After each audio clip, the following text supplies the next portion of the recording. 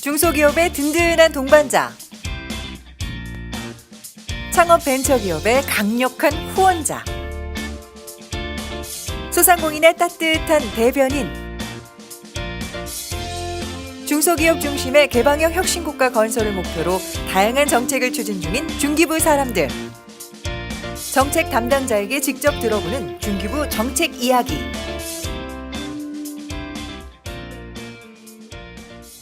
상생이라는 단어를 사전에서 찾아보면 서로 북돋으며 다 같이 잘 살아감이라고 쓰여 있습니다. 대중소기업과 소상공인이 함께 협력하며 상생하는 방법. 오늘은 그 방법을 위해 고민하고 있는 중소벤처기업부 상생국을 찾아가 볼 텐데요. 알면 힘이 되고 들어두면 길이 보이는 인터뷰 지금 시작합니다.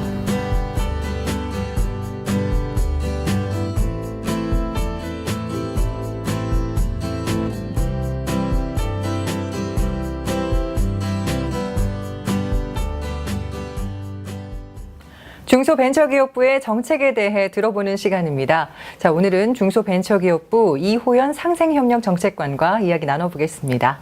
안녕하십니까? 안녕하십니까? 네, 반갑습니다. 네, 오시느라고 고생 많으셨습니다. 아유, 고맙습니다.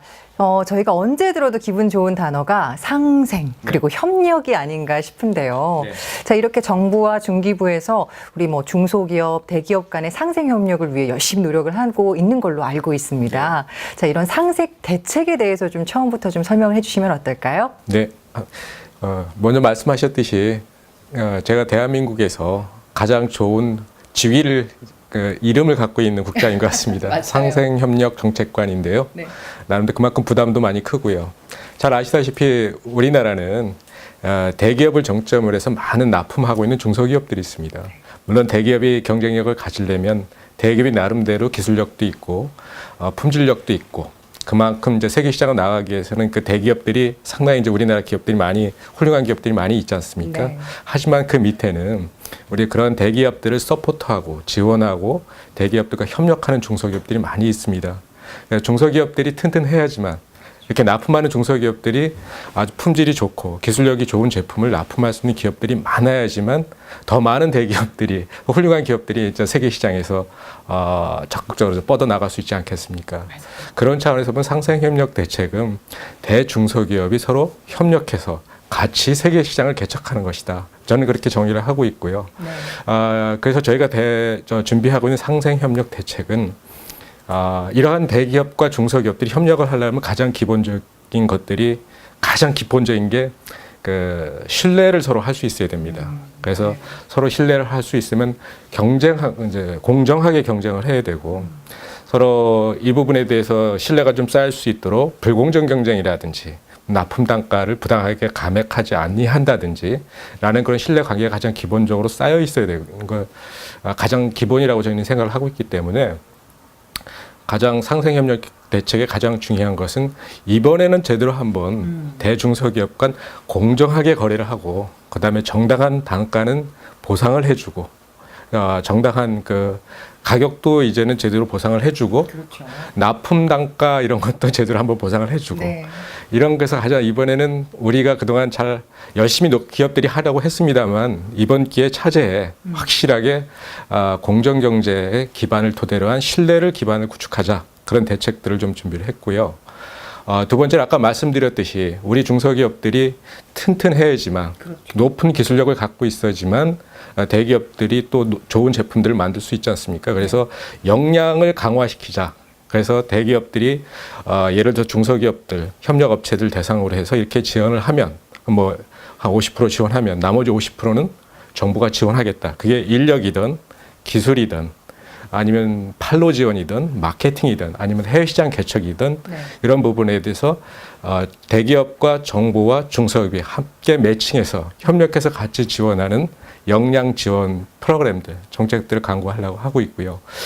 얼마 전에 그 동반성장위원회가 발족을 네. 했습니다. 그래서 동반성장위원회가 이제는 대중소기업의 그런 상생협력 대책을 제대로 견인해 나갈 수 있도록 그 인프라 같은 거죠. 그렇죠. 우리 사회 전반적인 동반성장 지수, 그다음에 이런 것들을 통해서 우리 대기업들이나 중소기업들이 열심히 하면 그만큼 저희가 세제 인센티브나 아니면 금융 지원이라든가 이런 것들을 좀 적극적으로 해줄 수 있는 그런 지수라든지 분위기들을 이렇게 조성하는 그런 내용들을 좀 담고 있습니다. 네. 이렇게 대기업과 중소기업 간의 상생 협력을 위해서 정부에서 마련한 그 대책들이 여러 가지가 있어요. 뭐 기술 탈취 근절 대책이라든가. 근데 이번에 보니까 그 협력 이익 공유제라는 제도가 도입이 된다고 합니다. 이게 어떤 제도인가요? 협력 이익 공유제가 그 전에도 저희가 그 유사한 제도를 운영을 하고 있었습니다. 예.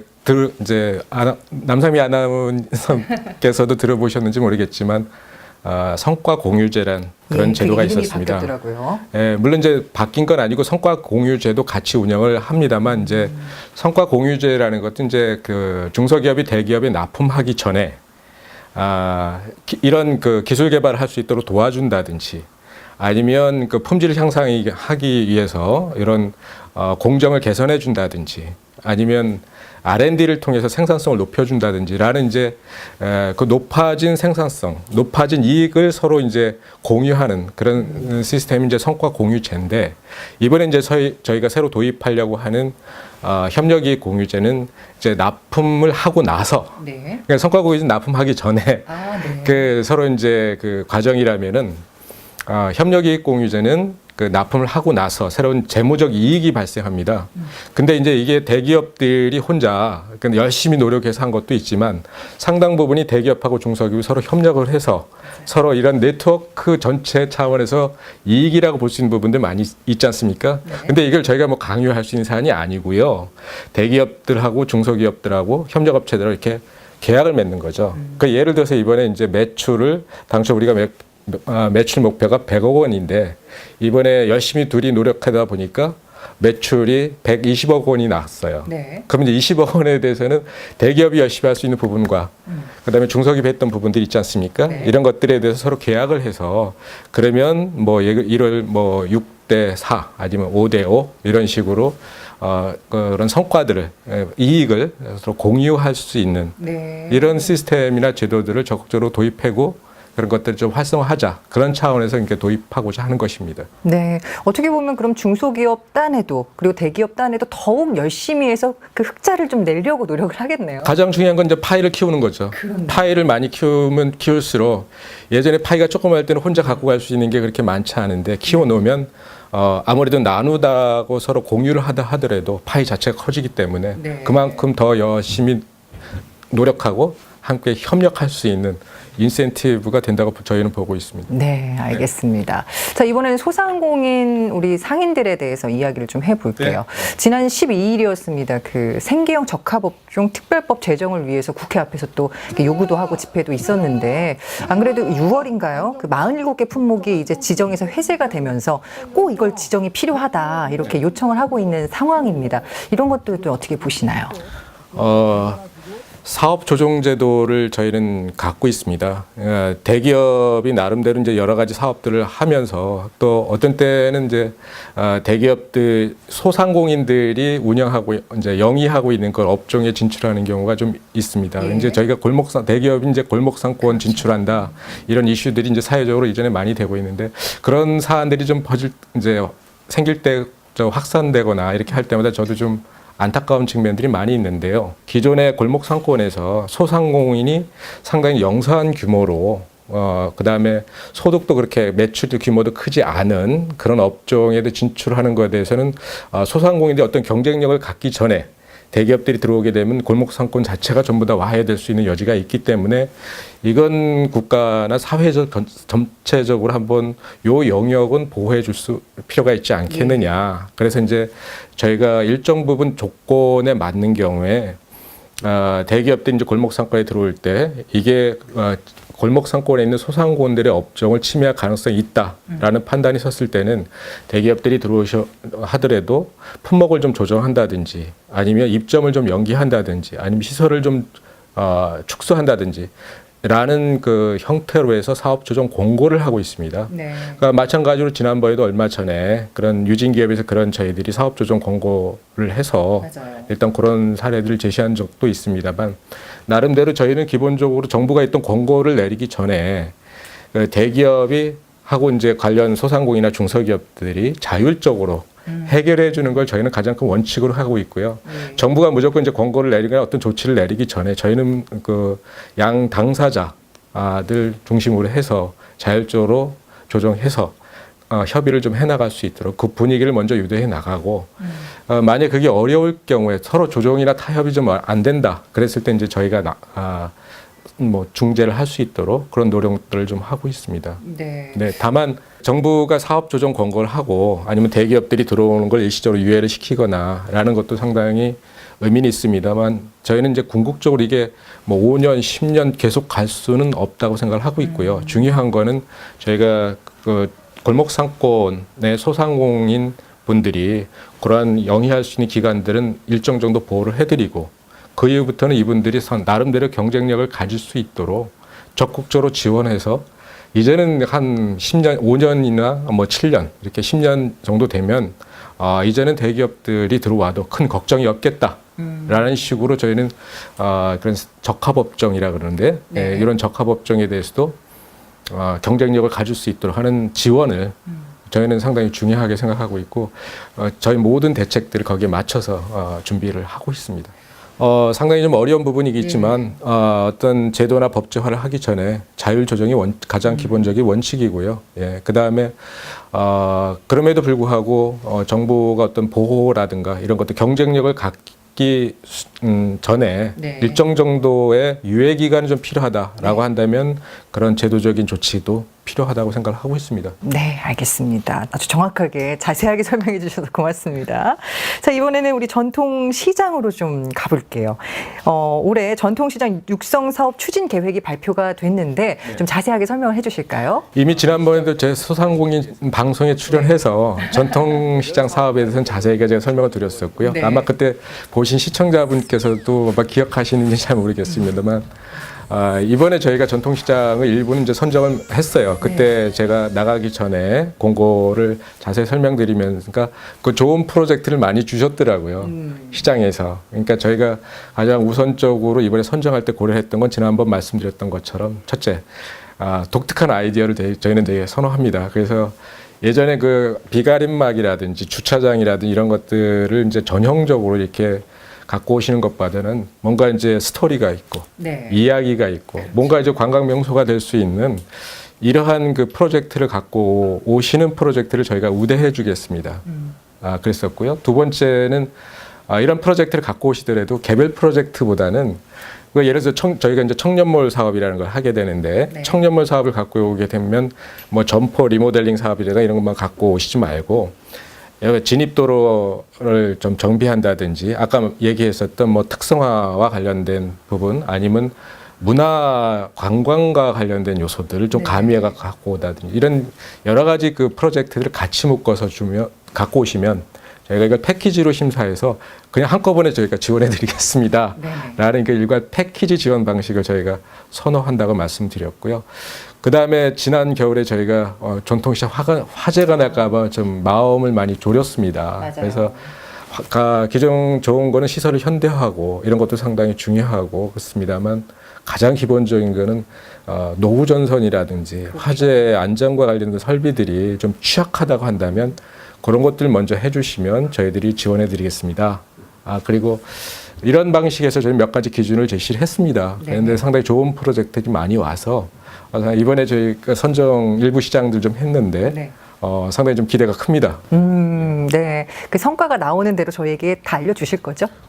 소상공인 방송에서 다 취재하셔갖고 시장도 다 스크린 다 가서 취재하시고 할 거라고 좀 생각하고 많이 홍보해 주세요. 알겠습니다. 좋은 것들은 원래 나눠야 되니까요. 자, 그런데 또 이면에는 우리 전통시장 상인들이 좀 힘들어하는 부분들도 있어요. 사실 뭐 이렇게 높은 상가 임대료라든가 또 그리고 최저임금 인상 때문에 이제 뭐 그런 것들도 좀 있을 거고 또 일자리 문제도 있을 것이고요. 이런 것에 대한 대책은 없으십니까?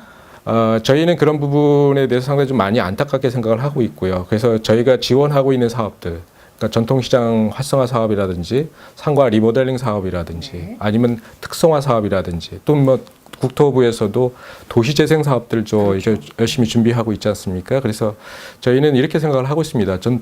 정부가 지원하고 있는 그런 상가 활성화 사업 같은 경우에는 나름대로 좀 저희가 우선순위를 좀 줘서 지원을 차등화했으면 좋겠다. 네. 예, 그게 뭐냐면은 상인분들하고 임차인하고 임대인하고 앞으로 향후 몇 년간 뭐 임대료를 안정화시킨다든지 동결한다든지 이런 식으로 적극적으로 상생 협약이죠. 그렇죠, 그렇죠. 이런 거 이제 내주시면 저희가 우선적으로 지원해 주겠다는 겁니다. 네. 그런 부분에서 이제 그렇게 되면 이제 상권이 활성화되더라도 서로 노력해서 상권이 활성화되고 장사도 잘 되고 고객도 많이 오다 하더라도 나름대로 그런 부분에서 임대를 갑자기 인상하게 되는 그런 측면들을 저희가 좀 방지할 수 있지 않겠는가. 그럼 뭐 저희가 정부에서 강조하는 것보다는 나름대로 자율적으로 만드는 게 중요하다 생각하고 있고, 저희가 또 상가 활성화, 그 상권 활성화 관련 제도라든가 이런 부분들도 상당히 이런 요소들을 많이 가미시키려고 노력을 하고 있습니다. 네, 그러니까 노력을 해야겠네요. 자, 그럼 마지막으로 우리 소상공인 전통시장 상인분들에게 좀 어려움을 겪고 있잖아요. 요즘 또 힘드시고 한데 마지막 당부의 말씀 해주신다면은요. 변화하시는 분들 많이 있어요.